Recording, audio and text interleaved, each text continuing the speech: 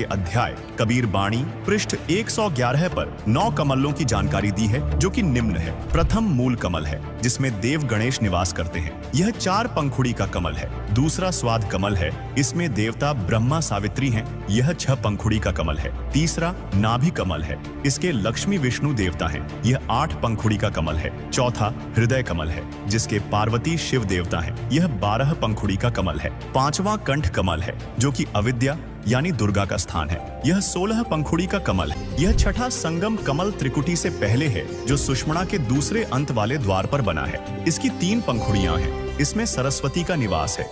वास्तव में दुर्गा जी ही अन्य रूप में यहाँ रहती हैं। इसके साथ 72 करोड़ सुंदर देवियां रहती हैं।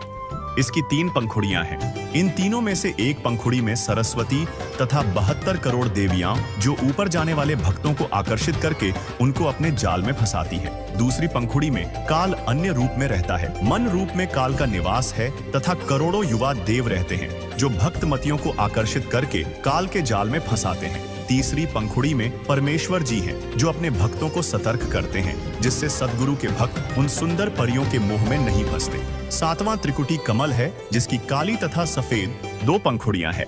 काली में काल का सद्गुरु रूप में निवास है तथा सफेद में सतपुरुष का सद्गुरु रूप में निवास है। 8वां कमल यानी अष्ट कमल, जिसे सहस्र कमल भी कहते हैं, जिसमें काल ने 1000 ज्योति जगाई है, जो ब्रह्मलोक में है। इसको संहस्र कमल कहते हैं। इसकी 1000 पंखुड़ी है, जो छोटी स्थान पर होता है।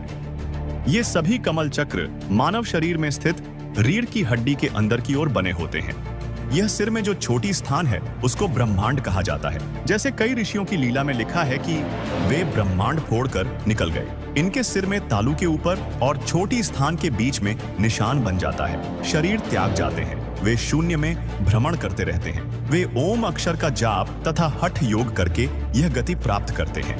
महाप्रलय में नष्ट हो जाते हैं, फिर जीव रूप में जन्मते हैं। इस सिर के ऊपर के भाग को ब्रह्मांड कहते हैं। यह 8वां कमल ब्रह्मांड में इस प्रकार कहा है। इस कमल में काल निरंजन ने धोखा कर रखा है। केवल ज्योति दिखाई देती है, जो प्रत्येक पंखुड़ी में जगमगाती है। उस कमल में परमात्मा कबीर जी भी गुप्त रूप में निवास करते हैं। 9वां कमल मीनी सतलोक में है। कबीर सागर में कबीर बाणी अध्याय के पृष्ठ 111 पर 9वें कमल का वर्णन है। 9वें कमल की अनंत यानी असंख्य पंखुड़ी हैं, जहां पूर्ण ब्रह्म सतपुरुष का निवास है। तो दोस्तों, प्रमाणों की इस अदालत में ये सिद्ध हो चुका है, शरीर 7 या 8 कमलों का साधारण ढांचा नहीं, बल्कि 9 कमलों का एक दिव्य रहस्य है।